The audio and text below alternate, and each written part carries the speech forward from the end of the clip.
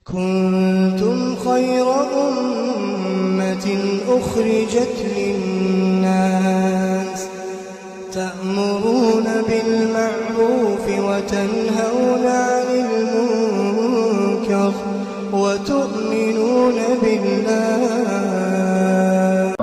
Maka kita diperintahkan untuk mengetahui tabiat wanita. Ingat, kenapa yang diperintahkan lelaki mengetahui tabiat wanita? Karena para lelaki adalah komandan. Dia adalah nahkoda. Dia yang harus tahu dengan situasi. Dia yang harus mengetahui kondisi. Dia yang harus tahu dengan awan atau dengan cuaca. Karena dia nahkoda di situ. Kau yang punya kewajiban mengetahui. Jangan dituntut istrimu untuk mengenali dirimu. Nah, dia dituntut juga untuk mengetahui siapa nahkodanya. Tapi yang lebih dituntut adalah siapa para suami. Allah Subhanahu wa taala mengatakan ar-rijalu qawwamuna 'alan nisa bima faddalallahu ba'dahum 'ala ba'din wa bima anfaqu min amwalihim. Ini ayat senjata pamungkas para suami. Kalau istrinya nggak taat sedikit, nggak nurut, sini. Di dalam surat An-Nisa ayat 34 Allah berfirman ar-rijalu qawwamuna 'alan nisa. Dia mau ngasih nasihat, mau menundukkan istrinya dengan ayat ini. Itu ayat buat engkau. Kau seharusnya memperbaiki dirimu. Ar-rijalu qawwamuna 'alan nisa. Siapa yang kalau marah bacakan ayat ini kepada istrinya, anak kasih hadiah. Insyaallah gimana? Enggak apa-apa, anak kasih hadiah. Masa enggak ada di sini? Mungkin kau marah sedikit sama istrinya, set sini. Dibacakan ayat ini. Allah Subhanahu wa taala menceritakan ar-rijalu qawwamuna 'alan nisa. Lelaki-lelaki adalah pemimpin bagi para wanita karena dua hal. Ingat, karena dua hal yang harus ada di benak kita. Bima faddalallahu ba'dahum 'ala ba'd. Karena kemuliaan yang Allah berikan kepada lelaki. Hak cerai itu ada di tangan siapa? Tangan lelaki. Karena Allah memberikan kelebihan kepada lelaki. Lelaki ini, ibu-ibu dengar ini. Supaya ibu tahu-tahu juga dengan suaminya. Suami itu secara umum, dia kalau mau menceraikan itu mikir. Masih dia berpikir ya. Tapi kadang-kala sebagian ibu-ibu suaminya ngomong gak enak. Kadang-kala suaminya ngomong, "Dek, aku kok kepingin kawin lagi ya." Langsung dia ambil tasnya, dia buka, "Udah bang, anak mau pulang." Baru ngomong gitu aja udah mau pulang juga. Permasalahan-permasalahan kecil kadang-kala dibesari. Maka hak cerai ada di tangan kaum lelaki. Kemudian yang kedua, apa? Wa bima anfaqu min amwalihim. Karena kewajiban memberi nafkah, kewajiban siapa? Para lelaki. Ingat, 100% kewajiban memberi nafkah itu kewajiban para suami. Gak ada istri punya kewajiban memberi nafkah kepada suaminya dan kepada anak-anak. Ini salah satu kemuliaan Islam yang dipandang oleh sebagian orang kekurangan Islam. Karena salah memandang.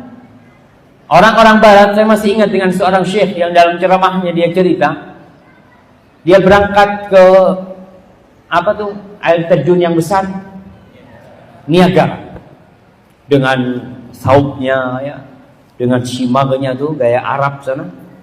Dia ngelihat, kepingin lihat keajaiban Allah. Dia di situ banyak cewek-cewek lagi duduk-duduk dengan pakaian yang serba minim. Dipanggil nih, karena di antara orang-orang yang datang ke sana yang aneh, satu orang Arab nih, orang Islam nih.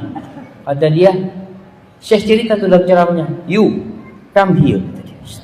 Dipanggil Syekhnya nih sama cewek-cewek. Datang tuh Syekh. Ketika datang, ada apa kata dia? Ente dari Arab sana? Iya kata dia. Ana dengar katanya perempuan-perempuan di sana itu dizalimin. Perempuan-perempuan itu nggak boleh keluar rumah ya, di penjara di rumahnya, nggak boleh bekerja. Udah banyak ngomong dia. Apa kata Syekh itu? Salah informasi yang sampai kepadamu. Apa kata Syekh ini?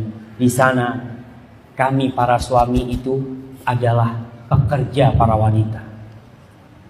Para suami di sana itu bekerja cari nafkah buat istri-istri. Kita keluar rumah pagi bekerja untuk istri.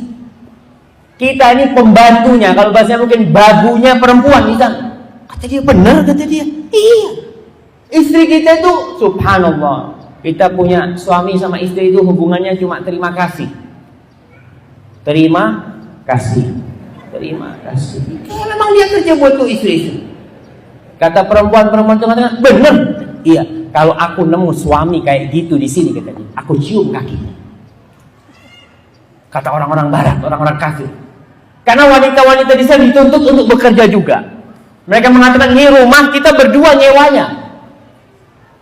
Jadi suami istri nih, biaya rumah berdua, biaya makan berdua. Dalam Islam, siapa yang wajib memenuhi biaya itu semuanya? Para suami, 100%.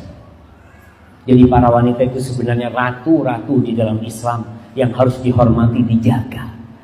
Tapi terkadang sebagian wanita gara-gara pengaruh ya media, dia ingin nggak saya harus jadi wanita karir. Subhanallah.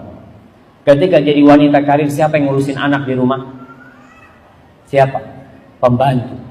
Maka akan muncul generasi-generasi berjiwa pembantu. Iya. Hanya berjiwa pembantu karena ibunya udah melupakan anak-anaknya. Ma'asyiral muslimin, kembali kepada qawwamun. Apa arti qawwamun? Qawwam memiliki 3 hal yang harus ada di sisi seorang pemimpin. Yang pertama, ar-ri'ayah. Kalau mau menjelaskan seorang pemimpin itu ya harus perhatian, harus memberikan dukungan. Ya siapapun pemimpin. Umpamanya Pangdam berapa? 9. Udayana sini, dia akan memberikan perhatian kepada anak buah. Karena dia sebagai pemimpin dan tentu semua anak buah dia akan perhatian. Karena dia sebagai pemimpin. Begitu pula seorang suami. Kau tuh pemimpin, kau harus memberikan perhatian kepada rakyat yang kau pimpin. Yang kedua, al-himayah, dia harus melindungi. Begitu pula pangdam, dia akan melindungi semua anak buah. Kenapa? Karena saya yang bertanggung jawab tuh anak buah. Melindungi dari apa? Dari segalanya. Apalagi istri kita lindungi yang pertama dari diri kita sendiri. Dari emosi kita, dari tangan kita, dari lidah kita. Apalagi dari godaan orang-orang. Dan yang terpenting adalah melindungi istri kita dari api neraka.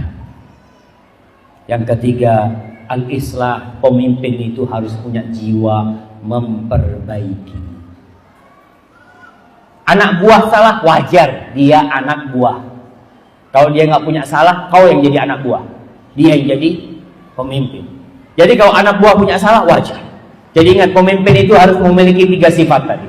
Yang pertama, memberikan perhatian, memberikan perlindungan, dan memberikan perbaikan ke depan agar bisa lebih baik yang dia pimpin. Ma'asyiral muslimin rahimakumullah, ingat yang sudah menikah dan yang belum menikah bahwa pernikahan itu adalah janji yang sakral atau janji yang suci, janji yang akan dimintai pertanggungjawaban di depan Allah Subhanahu wa taala. Allah mengatakan tentang pernikahan ini, wa akhadna minkum mitsaqan ghalidha. Dan wanita-wanita itu telah mengambil perjanjian yang besar atas diri kalian, enggak main-main. Ya bagaimana tidak? Bagaimana tidak disebut perjanjian yang besar? Itu perempuan yang dibesarkan oleh orang tuanya, dilahirkan oleh ibundanya, disusui oleh ibundanya, disekolahkan oleh ibunya, diajarin ngaji oleh ibunya, diajarin baca oleh ibunya, sampai ketika sudah dewasa kita datang melamar, dikasihkan kepada kita. Nih kau ambil nih, dengan seperangkat alat sholat, maharnya. Jadi kalau minta mahar, memang sebaik-baiknya wanita itu yang maharnya sedikit, yang barokah seperti itu. Tapi kita bisa lihat, hanya dengan 1 juta tuh perempuan hasil kerja orang tuanya, kau ambil begitu saja. Dengan harapan apa? Harapan satu, orang tua ketika memberikan anaknya kepada kita, ketika mertua kita mengatakan zawwajtuka wa ankahtuka binti bimahar kadza, harapan dia satu, engkau wahai lelaki bisa menggantikan posisi bapak, engkau wahai lelaki bisa menggantikan posisi ibunya. Dengan harapan kau bisa menyayangi dia, kau menghargai dia. Karena tuh anak dihargai sama orang tuanya, disayangi oleh orang tuanya. Bukan karena bosan orang tua itu memberikan anaknya kepada kita, bukan. Karena capek, udah nanti ambil tuh anak-anak, udah capek ngurusin dia. Nggak ada jangan. Ketika dia diceraikan, kembali kemana tuh anak? Kepada orang tuanya. Tetap hati kedua orang tuanya terbuka buat anak. Maka mitsaqan ghalidha ini yang harus kita ingat. Jangan sampai kita menelantarkan